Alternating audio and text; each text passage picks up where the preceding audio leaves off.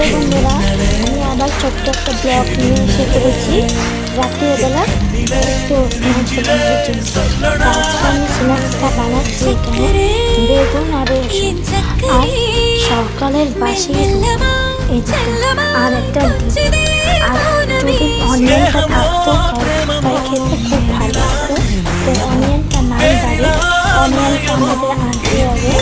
তো এখন আমি ডালটাতে দেখুন এই দেখুন ডিমটা দিয়ে গড়ি মিক্স করে দিচ্ছি।